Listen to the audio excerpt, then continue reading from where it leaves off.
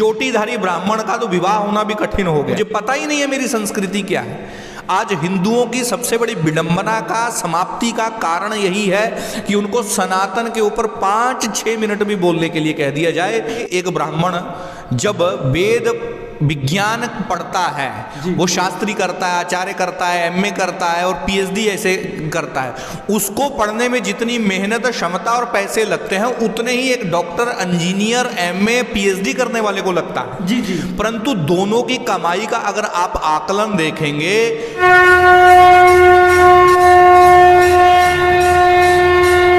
नमस्कार दोस्तों, जैसे कि मैं आपको भारतवर्ष के मंदिर, दिव्यस्थान, साधु, संत, सन्यासी, सनातन धर्म की वीडियो दिखाते रहता हूं। आज मेरा सौभाग्य है, एक ऐसे संत, एक ऐसे सन्यासी से मेरी भेंट हुई है।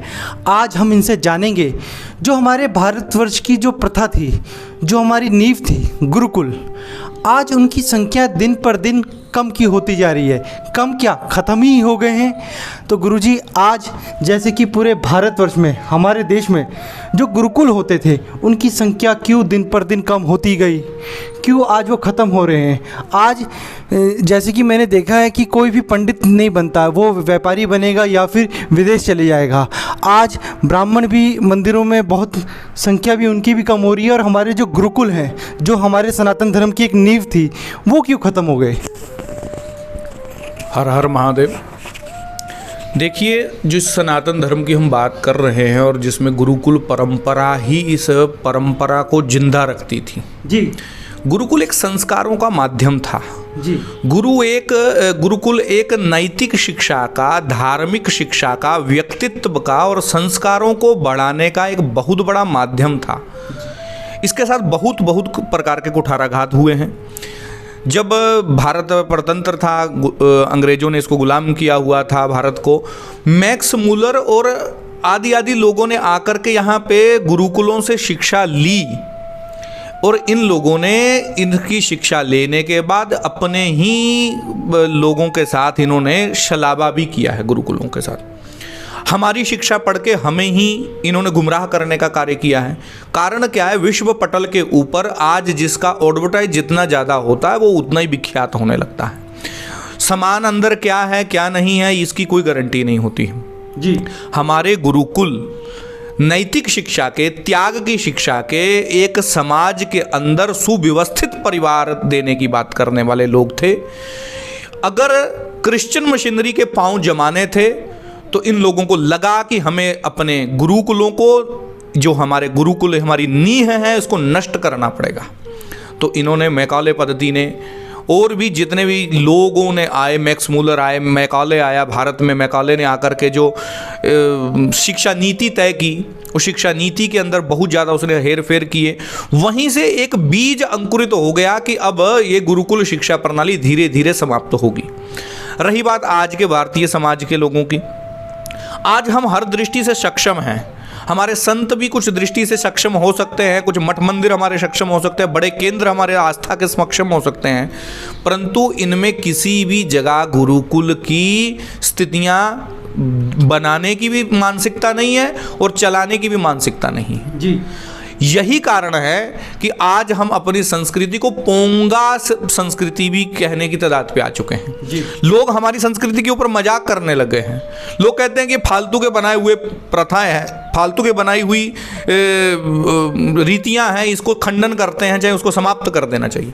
मैं कहता हूं कि संवाद किसी भी समस्या का हल होता है।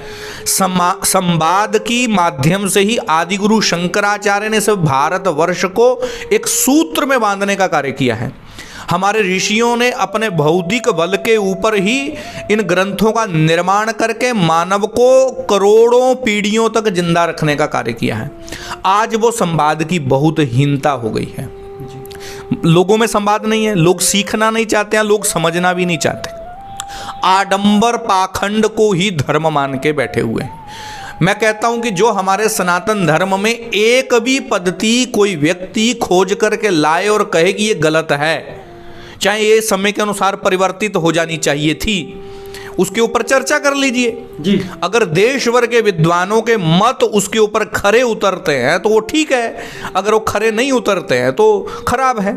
आज क्या है कि मैंने शास्त्र पढ़ा नहीं है, मैंने कोई ग्रंथ पढ़ा नहीं है और मैं उसके ऊपर चर्चा करने की स्थिति में आ जाता हूं, मुझे पता ही नहीं है मेरी संस्कृति क्या है। आज हिंदुओं की सबसे बड़ी विडंबना का, समाप्ति का कारण यही है कि उनको सनातन के ऊपर 5-6 मिनट भी बोलने के लिए कह दिया जाए तो नहीं बोल पाएंगे। मगर अन्य धर्मों के अंदर देखिए क्या स्थितियां हैं। गुरुजी, वो अपने धर्म के प्रति कट्टर हैं, अपने कार्य के प्रति कट्टर हैं, अपने मजहब के प्रति कट्टर हैं और अपने एजेंडे के प्रति कट्टर हैं। आप नहीं है, आपको कट्टरता नहीं हम बता रहे, हम आपको कह रहे हैं कि मनुष्य से देवता बनने की जो विधि सनातन धर्म में थी उसको पुनर्स्थापित करने की आवश्यकता है। जी गुरुजी, मैं एक बात और पूछना चाहता हूँ। हाल ही फिलहाल में एक मंदिर के अंदर एक पंडित थे जो ब्राह्मण देवता थे, उनको किसी भक्त ने दक्षिणा दी। फिर बाद में वहाँ के एसडीएम ने उन पर कार्रवाई की कि उन्होंने जो दक्षिणा दी थी उसको उसमें डालना चाहिए था, गुल्लक में।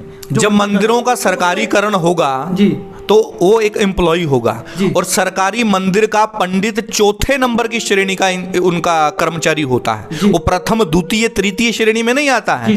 वो वहां 4th क्लास का कर्मचारी होता है। 4th क्लास के कर्मचारी ने अगर कोई दक्षिणा आशीर्वाद दे करके ले भी ली तो वो उसको प्रशासनिक तरीके से घूस में मानते हैं।